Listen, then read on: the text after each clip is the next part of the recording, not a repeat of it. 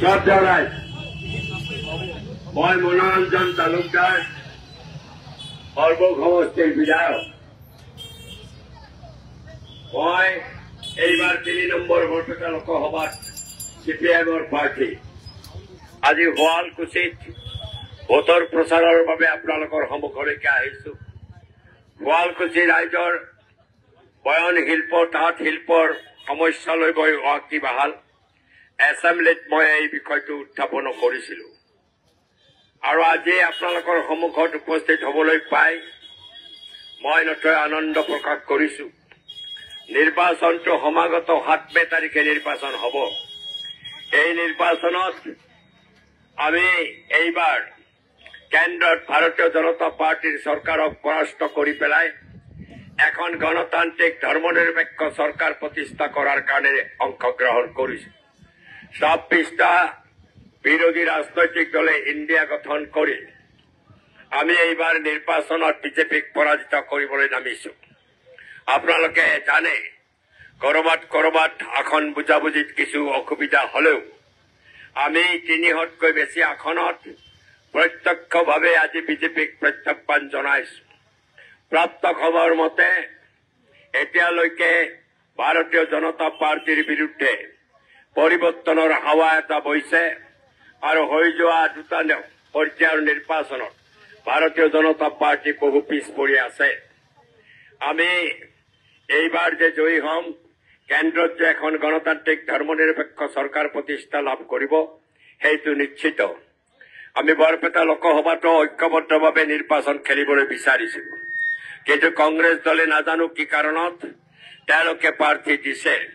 কিন্তু বৰপেটা লোকসভাৰ ভোটাৰ জনসাধাৰণে কংগ্ৰেছৰ প্ৰাৰ্থিত্বক নাকচ কৰিছে আৰু জনগণৰ মাজত এটা ঐক্য স্থাপন কৰি বিজেপি আৰু অগপক প্ৰত্যাহ্বান কৰাৰ কাৰণে নিৰ্বাচনত উঠি পৰি লাগিছে। আমি নিশ্চিত এই বৰপেটা লোকসভা নিৰ্বাচনতো আমি জয়লাভ কৰিম। ভাৰতীয় জনতা পাৰ্টিৰ কোলাত উঠি অগপ যদিও আহিছে নিৰ্বাচনত, অগপ দলে আঞ্চলিকতাবাদী ৰাজনীতিক যি ধৰণে প্ৰতাৰণা কৰিলে, কৰি পেলাই ৰাষ্ট্ৰীয়বাদী ভাৰতীয় জনতা পাৰ্টিৰ লগত এতিয়া নেগুৰত পৰিণত হৈছে। হিমন্ত বিশ্ব শৰ্মাৰ চৰকাৰৰ সপক্ষে বিপক্ষে তেওঁলোকে যাব সাহস নকৰে, সপক্ষে অৱস্থান গ্ৰহণ কৰি অসমৰ জনসাধাৰণৰ আঞ্চলিকতাবাদী চিন্তা ভাৱনাক তেওঁলোকে বিশ্বাসঘাতকতা কৰিছে, প্ৰতাৰণা কৰিছে। ফলত হাজাৰ হাজাৰ অগপ সদস্য সমৰ্থক অগপ দলৰ পৰা আঁতৰি গৈছে আৰু আমি তেওঁলোকক আদৰণীয় জনাইছো। আজি দেশৰ এই দুৰৱস্থাৰ সময়ত আমাৰ ৰাজ্যখনৰ সমস্যা জৰ্জৰ অৱস্থাৰ মাজত তেওঁলোকে নিশ্চিতভাৱে সঠিক সিদ্ধান্ত ল'ব। আজি ভাৰতীয় জনতা পাৰ্টি পিছত থাকি পেলাই অগপক আগবঢ়াই দিছে, কিন্তু অগপৰ প্ৰাৰ্থীজনৰ কাণ্ড কাৰখানা আপোনালোকে নিশ্চয় দেখিছে। তেওঁ নিৰ্বাচনত উঠিবই বিচৰা নাছিল আৰু উঠাৰ পিছতো হিমন্ত বিশ্ব শৰ্মাৰ কথা মতে তেওঁ প্ৰাৰ্থী হৈছে বুলি কৈ আজি নিৰ্বাচনী প্ৰচাৰত আজি পিছ পৰি আছে। তেওঁ কি ধৰণৰ ব্যৱহাৰ কৰিছে মঞ্চত আপোনালোকে দেখা পাইছে, মই সেইবিলাক কথা নকওঁ।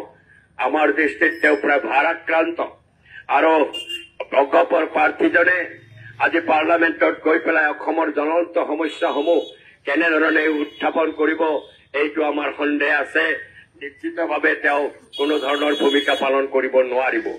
আমাৰ ৰাজ্যখনৰ পৰা বিধানসভা লোকসভাত নিমাতী কন্যা সাজি নিদ্ৰামগ্ন থকা আজি প্ৰাৰ্থীসকল জয়ী হৈ যোৱাৰ ফলতে অসমৰ প্ৰাপ্য আমি হেৰুৱাইছো। আপোনালোকে জানে 14 চনতে ভাৰতীয় জনতা পাৰ্টি ক্ষমতাত আহি অসমৰ কাৰণে থকা বিশেষ অধিকাৰ যি আছিল, আমাৰ বিশেষ অধিকাৰ উঠাই দি পেলাই আমাৰ ৰাজ্যখনক জৰ্জৰিত কৰিছে। আজি ৰাজ্যখন ঋণগ্ৰস্ত। আমি বাজেট ধাৰ্য কৰিছো 1,43,000 কোটি টকা, কিন্তু আজি হিমন্ত বিশ্ব শৰ্মাৰ চৰকাৰে 1,52,000 কোটি টকা ঋণ ল'ব লগা হৈছে। বাজেটতকৈ বেছি ঋণ লৈ পেলাই আমাৰ ৰাজ্যখন ঋণগ্ৰস্ত কৰিছে, অৰ্থনীতি ভাঙি পৰিছে।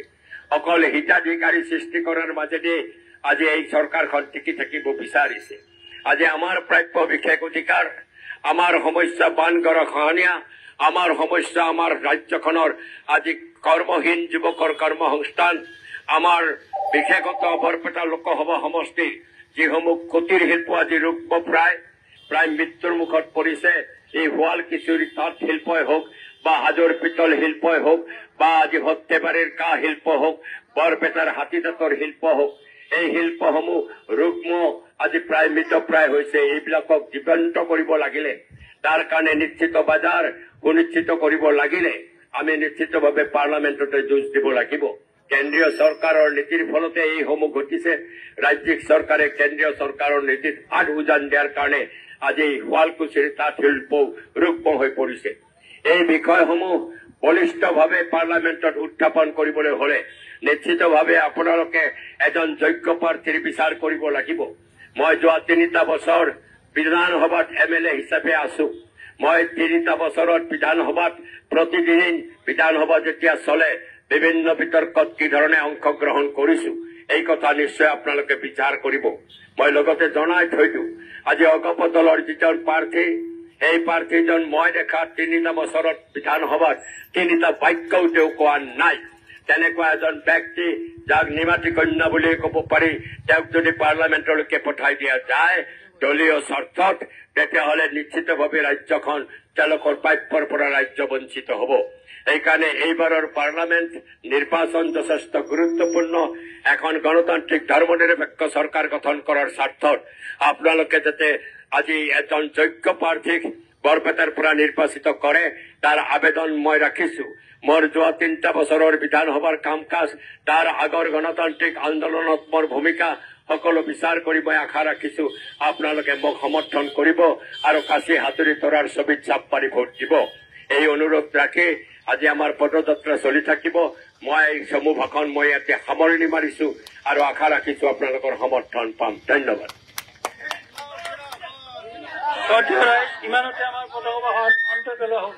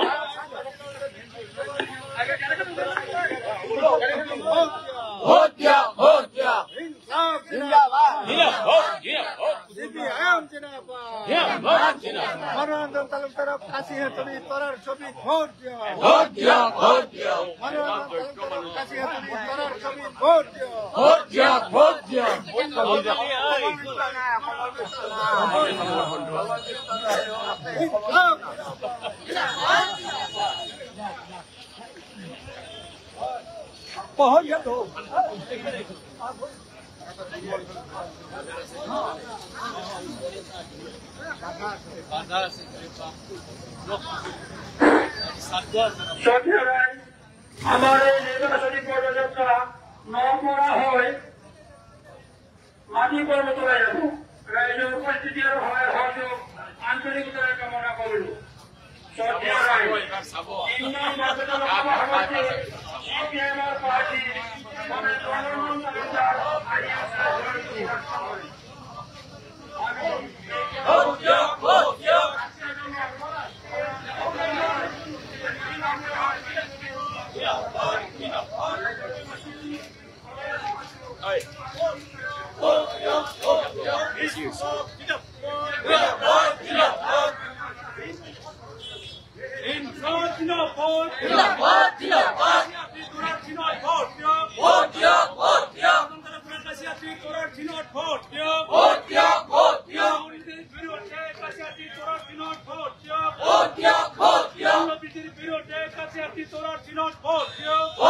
দেশক গদি মিডিয়াৰ কবলৰ পৰা বচাওক স্বতন্ত্ৰ আৰু নিৰ্ভীক সাংবাদিকতাক সমৰ্থন কৰিবলৈ দ্য অপিনিয়নক সহায় কৰক আপুনি যদি ফেচবুকত চাই আছে তেনেহলে ফলো কৰক আৰু ইউটিউবত যদি আমাক চাই আছে তেনেহলে সাবস্ক্ৰাইব কৰি দিয়ক লগতে আমাৰ এই স্বতন্ত্ৰ সংবাদ ধাৰা আগুৱাই নিবলৈ স্ক্ৰিনত দিয়া একাউণ্ট নম্বৰৰ জৰিয়তে আমাক আৰ্থিকভাৱে সহায় কৰিবলৈ অনুৰোধ জনালো